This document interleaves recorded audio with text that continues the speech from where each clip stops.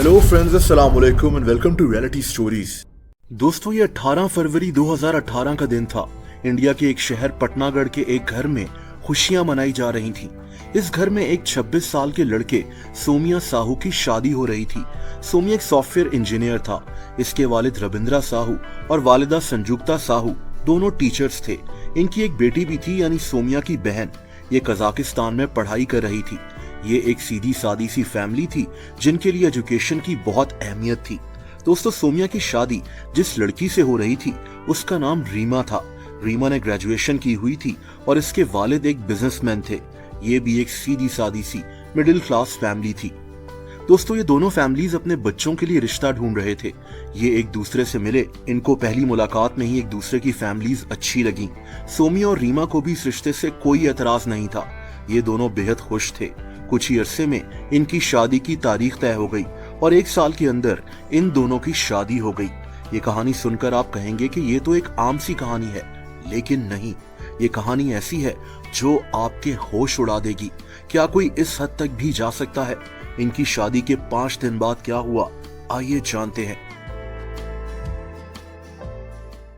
दोस्तों, 20 फरवरी को सोमिया और रीमा की वेडिंग रिसेप्शन रखी गई थी, जैसे हमारा वलीमा होता है।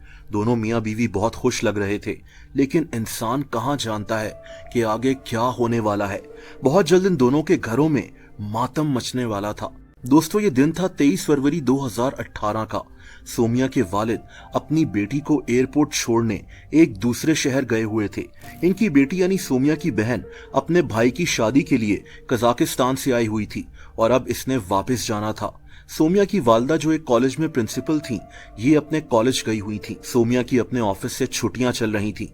इसकी अभी शादी हुई थी। इसने कुछ दिन अभी घर ही रहना था। यानी 23 फरवरी के दिन उस वक्त इनके घर पर सिर्फ सोमिया, इसकी बीवी रीमा और सोमिया की दादी मौजूद थे। इन 3 लोगों के लिए ये एक आम सा दिन था। सोमिया और रीमा किचन में थे। ये मिलकर कुछ पका रहे थे जब इनके घर की घंटी बजी। दोस्तों, सोमिया दरवाजे पर गया तो सामने एक आदमी खड़ा था। ये एक पार्सल डिलीवर करने के लिए आया था। सोमिया को लगा कि किसी ने इन्हें शादी का तोहफा भेजा है। इसने ये पार्सल रिसीव किया और इसको अपने घर के लाउंज में ले आया। दोस्तों, पार्सल भेजने वाले का नाम SK शर्मा लिखा हुआ था। ये पार्सल इंडिया के एक शहर रायपुर से इनके घर आया था। रायपुर इनके शहर से 230 किलोमीटर दूर था। सोमिया और रीमा दोनों किसी SK शर्मा को नहीं जानते थे, बल्कि ये दोनों रायपुर शहर के किसी भी इंसान को नहीं जानते थे। रीमा किचन के दरवाजे में ही खड़ी थी जब सोमिया इस पार्सल को खोलने लगा। उसी वक्त सोमिया की दादी भी वहां आ गई। ये भी शायद देखना चाहती थी कि इन दोनों को क्या गिफ्ट मिला है। सोमिया ने इस पार्सल को खोलना शुरू किया तो अंदर एक ग्रीन बॉक्स मौजूद था। इस बॉक्स के साथ एक सफेद रंग का धागा बंधा हुआ था। सोमिया ने इस धागे को खींचा तो उसी वक्त एक जोरदार धमाके की आवाज सुनाई दी। दोस्तों, ये धमाका इतना शदीद था कि इस कमरे की छत का प्लास्टर तक टूट गया। इस कमरे की दीवारों में दरारें पड़ गईं, कमरे की खिड़कियां टूट गईं। ये एक बॉम्ब था। किसी ने इस पार्सल में एक बॉम्ब छुपाकर इनको पार्सल भेज दिया था।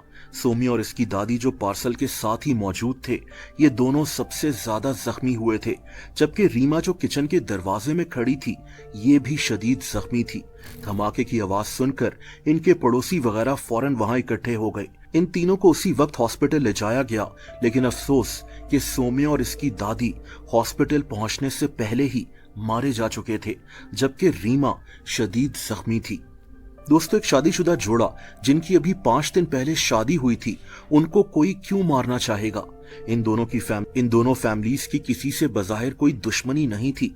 सोमिया जो खुद एक जापानीज इलेक्ट्रॉनिक्स फर्म में काम करता था, ये भी एक सीधा सादा सा लड़का था।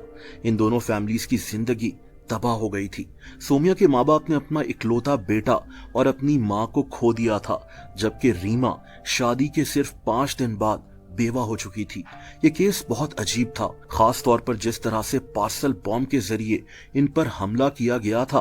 पुलिस के लिए ये केस अब एक चैलेंज बनने वाला था। दोस्तों, पुलिस 1 महीने तक इन दोनों फैमिलीज को अच्छी तरह चेक करती रही, लेकिन इनके सामने कोई भी ऐसा इंसान नहीं आ रहा था जो इस हमले के पीछे हो। लेकिन पुलिस पर मीडिया का काफी प्रेशर पड़ रहा था। पुलिस ने मजबूरन ये केस क्राइम ब्रांच के हवाले कर दिया ताकि इस केस को जल्द अज जल्द सॉल्व किया जा सके। दोस्तों, इसी दौरान पुलिस ने इस केस में पहला सस्पेक्ट पकड़ लिया। ये एक आदमी था जिसने कभी सोमिया को धमकी से भरी कॉल की थी। ये आदमी असल में रीमा को पसंद करता था। जब इसे पता चला कि रीमा की शादी सोमिया से हो रही है तो इसने सोमिया को कॉल कर धमकियां दी थी। ये आदमी ये बात तो मान गया, लेकिन ये बार बार यही कह रहा था कि इस पार्सल बॉम्ब केस में ये शामिल नहीं है। इसका पॉलीग्राफ टेस्ट तक हुआ कि ये आदमी सच बोल रहा है या झूठ, लेकिन काफी छानबीन के बाद पुलिस ने इस आदमी को इस केस में क्लियर कर दिया। पुलिस ने साथ साथ उस कोरियर कंपनी की भी छानबीन शुरू कर दी जहां से ये पार्सल भेजा गया था। इसका नाम स्काई किंग कोरियर सर्विस था। पुलिस ने इस कोरियर सर्विस से इस पार्सल को भेजने वाले आदमी की डिटेल्स मांगी, लेकिन दोस्तों, पार्सल भेजने वाला आदमी यानी SK शर्मा एक फर्जी नाम था। इसका एड्रेस और फोन नंबर जो इसने पार्सल भेजते हुए लिखवाया था वो भी फर्जी थे। कोरियर कंपनी के जिस ऑफिस से ये पार्सल भिजवाया गया था वहां कोई CCTV कैमरा भी नहीं लगा हुआ था। यानी ये पार्सल किसने भेजा, पुलिस के पास इस मुतालिक एक भी सुराग नहीं था। दोस्तों, 2 महीने गुजर गए, लेकिन क्राइम ब्रांच को अभी भी इस केस में कोई क्लू नहीं मिल रहा था। लेकिन फिर इन्हें एक क्लू मिला। पुलिस को पता चला कि पार्सल भेजने वाले इंसान ने इस पार्सल को 2 दफा ट्रैक किया है। ये ऑनलाइन ट्रैकिंग एक कंप्यूटर इंस्टीट्यूट से की गई थी। ये जगह सोमिया के घर यानी पटनागढ़ से 120 किलोमीटर दूर थी, लेकिन इस इंफॉर्मेशन का भी पुलिस को फायदा नहीं हुआ। पता चला कि ये ट्रैकिंग उसी कोरियर कंपनी ने ही की थी। पुलिस एक दफा फिर से क्लूलेस थी। इन्हें समझ नहीं आ रहा था कि अब इस केस को कैसे आगे बढ़ाया जाए, लेकिन फिर सबूत खुद चलकर इनके सामने आ गया। दोस्तों, हुआ यह कि 4 अप्रैल 2018 को पटनागढ़ के एक पुलिस स्टेशन में एक लेटर भिजवाया गया। इस लेटर पर लिखा था इम्पोर्टेंट लेटर। दोस्तों, पुलिस ने जब ये लेटर पढ़ना शुरू किया तो इनके होश उड़ गए। ये लेटर उसी पार्सल बॉम्ब केस के ऊपर था। लेटर में लिखा था कि उस पार्सल बॉम्ब को भेजने के पीछे 3 लोग शामिल थे। ये बॉम्ब उसी शहर रायपुर में बनाया गया था। लेटर में यह भी लिखा था कि उस बॉम्ब को इसलिए भेजा गया क्योंकि सोमिया की फैमिली ने इन्हें करोड़ों रुपए का धोखा दिया था, जिसकी वजह से एक जान भी चली गई थी। इनको कानून पर कोई भरोसा नहीं था, इसीलिए इन्होंने सोमिया के घर बॉम्ब भेजा। लेटर में लिखा था कि इस पूरी फैमिली को खत्म कर भी इनका नुकसान पूरा नहीं होना था। लेटर में यह भी लिखा था कि वो पार्सल SK शर्मा नहीं बल्कि SK सिन्हा के नाम से भेजा गया था, जिसको पुलिस ने गलत पढ़कर SK शर्मा समझा। दोस्तों, पुलिस अब चकरा कर रह गई थी। वो कातिल, पार्सल बॉम्ब को भेजने वाला, उसने खुद पुलिस को लेटर लिखा। ऐसा लग रहा था जैसे ये पुलिस का मजाक उड़ा रहा है। दोस्तों, पुलिस ये लेटर लेकर सोमिया के माँ बाप के पास पहुंच गई। वैसे तो ये लेटर टाइप किया गया था, यानी हैंड राइटिंग को पहचानने का तो सवाल ही पैदा नहीं होता था, लेकिन यही वो मौका था जब ये केस सॉल्व हो गया। दोस्तों, कातिल ने बहुत ओवर कॉन्फिडेंट होकर पुलिस को ये लेटर भेजा था, लेकिन जब ये लेटर सोमिया की मां ने पढ़ा तो इसकी नजर बार बार लेटर की एक लाइन पर जा रही थी। ये लाइन थी अंडरटेकिंग द प्रोजेक्ट। सोमिया की मां ने बताया कि ये लाइन इसे किसी की याद दिला रही है। अंडरटेकिंग द प्रोजेक्ट एक ऐसी लाइन थी जो इसके कॉलेज के एक्स प्रिंसिपल बार बार बोलते थे। इस आदमी का नाम पूंजीलाल मेहर था। ये आदमी अंडरटेकिंग द प्रोजेक्ट अक्सर बोला करता था और अब यही लाइन इस लेटर में लिखी थी। पुलिस ने फौरन इस आदमी को पूछताछ के लिए इसके घर से उठा लिया। दोस्तों, इसको जब ये लेटर दिखाया गया तो इसने पुलिस को एक और ही कहानी सुना दी। इसने कहा कि ये एक दिन एक पार्क में वॉक कर रहा था जब कुछ लोगों ने इसे धमकाया और जबरदस्ती ये लेटर लिखवाकर सोमिया के घर भिजवाया। यानी ये कह रहा था कि ये लेटर इसी ने लिखा है, लेकिन इसके पीछे कोई और था। लेकिन पुलिस जानती थी कि ये एक झूठी कहानी थी। ये आदमी पुलिस से कुछ छुपा रहा था। दोस्तों, पुलिस ने इस आदमी से सख्ती से तफ्तीश की तो इसने सारी कहानी पुलिस के सामने रख दी। एक ऐसी कहानी जो नाकाबिले यकीन थी। इसी आदमी ने सोमिया के घर पार्सल बॉम्ब भेजा था। ये आदमी उस कॉलेज में प्रिंसिपल था जहां सोमिया की मां पढ़ाती थी और अब वो इस कॉलेज की प्रिंसिपल थी। लेकिन इस आदमी की इस फैमिली से ऐसी क्या दुश्मनी थी? दोस्तों, पूंजीलाल मेहर 2008 से ही विकास ज्योति कॉलेज का प्रिंसिपल था, लेकिन 2014 में सोमिया की मां ने ये कॉलेज ज्वाइन कर लिया। ये हिस्ट्री पढ़ाती थी। बहुत जल्द इन्हें इस कॉलेज का प्रिंसिपल बना दिया गया, क्योंकि ये पूंजीलाल से काफी सीनियर थी।